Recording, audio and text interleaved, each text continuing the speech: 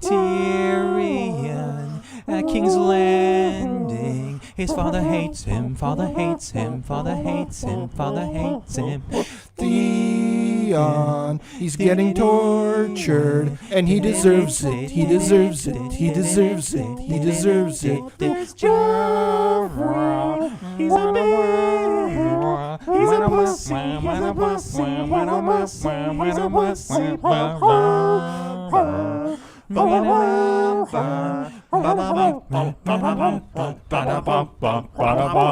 Game of Thrones, Game of Thrones. You should be thanking the gods for this. This is more than you deserve. Tyrion will do as he's bid. As will you. What do you mean? You'll marry Sir Loras. I will not. The boy is heir to High Garden. Tyrion will secure the north, you will secure the Reach. No, I won't do it. Yes, you will. You're still fertile, you need to marry again and breed. I am Queen Regent, not some broodmare. You're my daughter! You will do as I command, and you will marry Loras Tyrell. And put an end to the disgusting rumors about you, once and for all. Father, don't make me do it again, please. Not another word.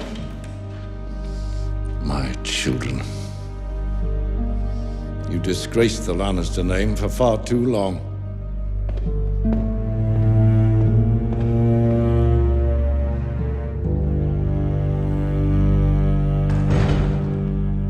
Hello, everybody. It's Eric Drost and Adam Konech in studio. This is the Fresh Take Game of Thrones edition. We don't have spoiler. Which we means don't have Spoiler McGee here this time. That's either. right. Yeah, no Rob McDonald, Mr. Spoiler McSpoilerson. Oh, I like that one. I like there that you one. go. Mr. Spoiler McSpoilerson Jr., because I'm sure there's been other ones. The third. The third, yeah. This is where we talk about the latest, the latest Game of Thrones episode prior to the one this week. Yeah. So hurry up and listen to this before the new one airs. Exactly. Do it really quickly. We're not going to take too long, but what the hell is up with the Lord of Light? I hate that guy or that girl or that thing. I don't know, man. Melisandre seems to be worshiping this Lord of Light. And she's not the only one, apparently. She's not the only one. There's now this group of people. The Brotherhood with no banners. The Brotherhood, the bannerless Brotherhood. The Brotherhood with no banners. I just try to flip it up the other way. They're just they don't control us. They're just words. Right? They don't control us. Words don't control us. So these guys are now, and this is a storyline with Arya and the other guy, the dude, the blacksmith. The blacksmith. We don't know names. We don't know his name. Names Rob's are just for names. Names. We got Namey Magoo over here. Yeah, Namey McGee, Namerson. All right. Anyway, that's the one with the Hound. Yeah. And so they get into a fight in this one, and that was a fight scene. That was a good fight scene. That was flaming swords, shields getting lit on fire, and we all know the Hound doesn't like fire. He's not the biggest fan of fire. His face is burnt. You know, he has some bad experiences with his bro with fire. But he hacks this guy right across the shoulder right and through the heart, a heart, and he gets back up.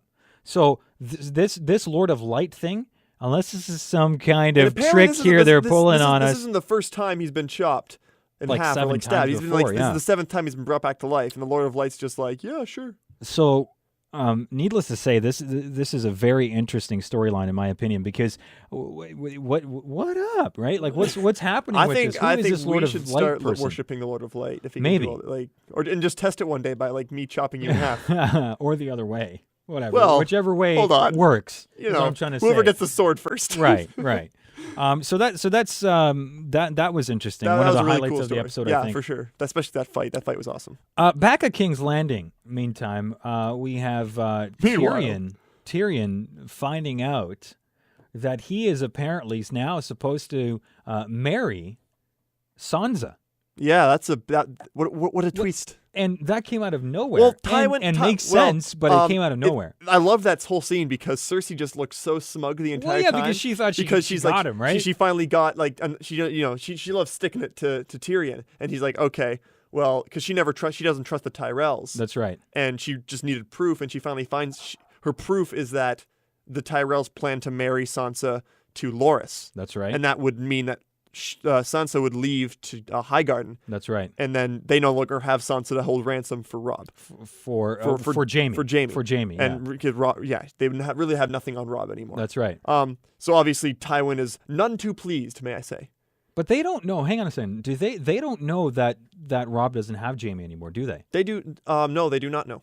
They have no don't idea. know, right? They have no idea. Exactly. They have no idea that Brienne, or else they would have sent like 100 men to go to meet just them. get him. Yeah. But no, they have no idea that Brienne's trying to bring him back. So more so on that scene then, and then Tywin drops the bomb Tywin's just on like, Cersei. Tywin's just like, not up in my castle. You ain't gonna sell no daughters. so he pretty much tells Tywin, hey, you need a wife. You're just a drunken idiot. He still thinks like he doesn't respect his son at all, really. So he's just like, well, you're gonna do something useful, and you're gonna marry Sansa.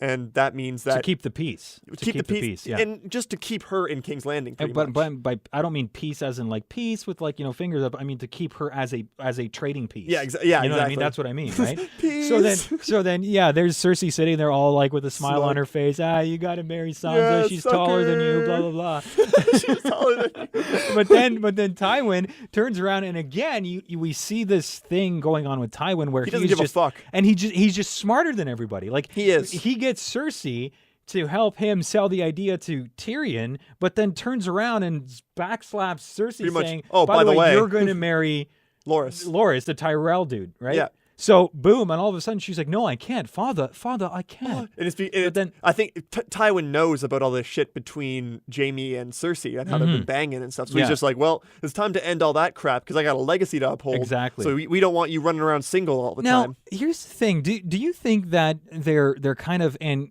I mean, obviously, we haven't read the book, so we don't know, but Tywin is clearly the smart character, but in the show, it's starting to become now where every time Tywin is involved, he seems to always be a step or two ahead of everybody, and he always just ends up bringing the law down, and it's just like his way. So don't you think that Cersei and Tyrion at some point would come together and be like, listen, okay, it's in our best interest for us to stay together to then, in case Tywin just all of a sudden has a bad day one day and just hangs I can't see Tyrion ever helping his sister again because she tried to kill him. Well, everyone tries to kill everybody. I guess it's like how many times? Like I only tried to kill you know. once. I've tried to kill you many times. Okay, I tried to poison unsuccessful. you 4 times today. I tried to poison you.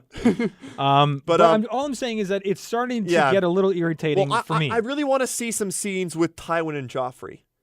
I just want to see Tywin just pick up that kid by the neck and just start slapping him back and forth because that's what he needs to be doing right now. Now, and Tywin I think is a little smarter than that because in the end he's still the king. Joffrey can just say off with your head and somebody would have to cut his head off. But Tywin is taking control of the kingdom. Like from the background, from the background where Joffrey doesn't even know. He's obviously giving Joffrey. What's Joffrey doing? Joffrey's out frolicking with Margie. His character's like hitting puberty pretty much, so he's all like, I want to bang. I felt it move, and what is that? Yay. And if he was sitting at a desk, this is what you would hear. Anyway. Whenever Marjorie comes by. Exactly. Anyway. So that's what's up at King's Landing now. Meanwhile, Robb, the other side of the war. The other side, Robb he finally chopped a dude's head off today. Not today, but the last episode. Yeah, he did, and I love that scene. I think that was perfect. That was a Ned Stark scene. Yeah, because if you recall, in episode 1 of he chopped the other guy's head off. Entire series, he tells Bran, "Remember, the guy that passes judgment should be the one to swing the sword." Yeah. Which we all know what happens when Joffrey passes judgment and doesn't swing the sword. Pussy. Puss. Sorry. But anyway, and you can see the same. What's her name?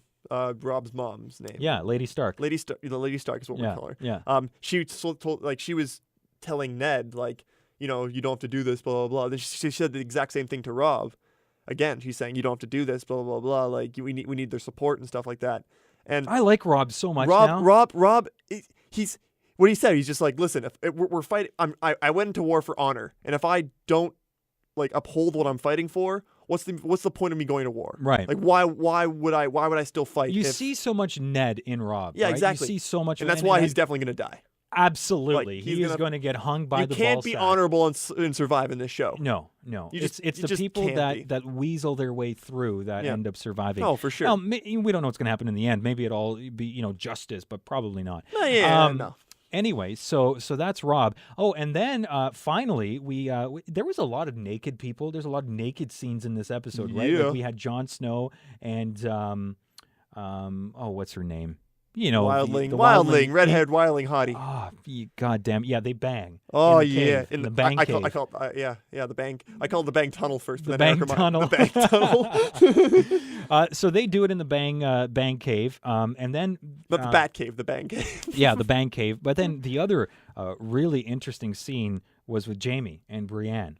And clearly, we see something happening with Jamie. I said and it Brienne. I said it last week that Jamie's character is changing. I still don't believe it. I still in the end, think when he goes you're back to in King's denial. Landing, I think that he's still going to be He's going to Jamie. turn instantly back into the I douchebag think knight. so. I think so. Wow. Yeah, I think All right. so. Well, you know what? We'll see. We'll see. Well, you think that him simply losing a hand, all of a sudden he knows how to be a good person? I think this entire His family is loaded. I think this entire experience is changing him as a character, and he's realizing all the shit that he's been doing isn't really why he became a knight. I think that he's only realizing it because he's near death. But as soon as he gets away from that, he's just gonna. It'd be like Tony Stark, and no, it seriously would. It'd be like Tony Stark getting tortured in a chamber. He'd say and do whatever to survive, and then when he goes back to his house, he'd be the billionaire playboy. And that's kind of how I feel about Jaime Lannister. I don't think is so. that when he goes back to King's Landing, he's going to just be. I think Jaime Lannister he's again. going to put that face on for a while,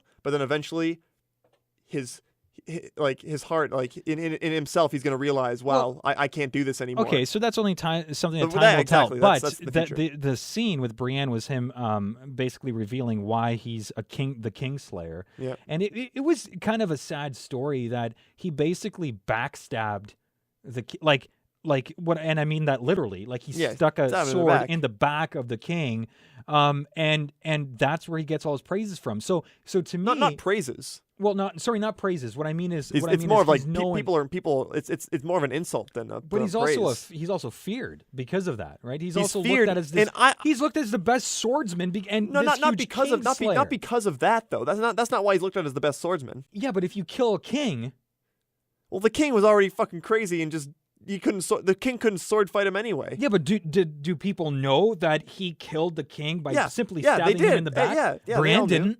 Yeah, I didn't. Well, then you weren't paying attention. Well, no, I guess I wasn't. Because Ned has said on several occasions that's how it happened. Yeah, but is that what the world thinks? Or does the world see him as this knight that could kill a king? All the chief characters that know about the king's know about his story know that he stabbed him in the back. I think they walked in unless I they missed a lot. They walked in with the guy's sword in his with the king's sword in his back. They what? When Ned and Robert Baratheon, when they busted into the king's chambers, they saw him with his sword in his back. Right. So they knew that someone stabbed him in the back. Right. The only person alive in here is Jaime. I've never looked as Jaime as that Kingslayer title being a bad thing. I've never looked at that. I've always looked at Jaime, Jaime Lannister, the best swords fight. Kingslayer. The Kingslayer, the best, swordsman in the land. He's known for. I always pictured it as Jaime Lannister, the Kingslayer. That's weird. People hate him for it. But the main thing about this story is why he did it, and he didn't just do it because he didn't like the king. He did it because the king pretty much ordered him to kill everybody in the city, burn everyone in that city. And that's why he had to do it. Because he's like, okay, either I kill this guy right now or this entire city just burns alive. Everyone in the city just burns alive. And then he just falls asleep in Brienne's arms. Scene end. And then we finally got to see Davos again. He's been away for a couple of episodes. Yeah. And it's a sad story with Davos because he's a good man. Yeah. And he's kind of come to terms with he's honorable, being a traitor. Everyone in the show that's honorable is just in a bad shitty fucking place. Right, and so he's kind of comes to terms with being a traitor, which he isn't, and come on, Stannis is just being really dumb. Stannis is a big jerk pants. Yeah, and his daughter, Stannis' daughter, goes to see Davos and looks like maybe she'll be the one to get him out. Who knows, right? Bust him out the joint. And then the other thing that I wanted to talk about was Daenerys' storyline, and now how Sir Bannister and Jorah are kind of starting to fight over Daenerys now. Jorah doesn't really trust Sir Barristan Selmy. Yeah, that's it. So Jorah doesn't, because he's only really been in the gang for like a couple days, and he's already he's already pretending that he's like her second in command pretty much. And Jorah's like, listen, Please, David Copperfield, that's me. yeah, exactly. Well, he's like kind of like, listen, like I've been with her the entire journey. You've been here for 2 days. I don't even know if I can really trust you yet. Like, why don't you just calm down with all this like nonsense and stop. He's telling him to stop judging. Like, don't judge me. I've been helping her. You've just got here, pretty much. Yeah. So let me place judgment on you. Yeah, rather exactly. Than you Like, start judging my slaving past and stuff right, like that. Exactly. And it's So- interesting. Like, yeah, those two characters are definitely gonna butt heads. Like, definitely, it's gonna eventually climax with those two characters. I think so. Yeah. And those two maybe just have an epic sword fight. Who knows? Who knows? Who cares? Really? Because Daenerys has dragons and Daenerys an army. Daenerys is like, I think Daenerys, if she's gonna pick one of them, she would pick Jorah. Right now, as it seems, but we all know this is Game of Thrones. But of course, right? Daenerys might be like, you know what, I like Jorah, but Barristan Selmy is gonna be more useful to me. So, see ya. Maybe, and he'll end in a fiery death. Of course, that's how she likes to do things. So there you go. That's Game of Thrones. Should be a good one this week as well. Hopefully they show more. I want to see more with blanking out on the name, but it wasn't in this episode, and is getting tortured. Oh, Theon. Theon. Yeah, Theon. That I saw story the preview. is just. It's going to be about him. Oh, yeah, it's going to be in it. And in the preview, it has that other guy going, "You think this is going to end well for you?" And then it just shows Theon screaming. So like, I'm just There's teaser. That's how you tease right there. You're teasing it. Yeah. So there you go. Thanks very much for giving us a listen, and we'll be back next week on the Fresh Takes review of the Game of Thrones latest episode. Let us know what you think. You can comment right below the video here on YouTube, down that way. We'll read it the next time on the air. Boom. Whoa. Incentive. Statements. Thanks very much for listening. Are you still dressed? You know nothing, Jon Snow.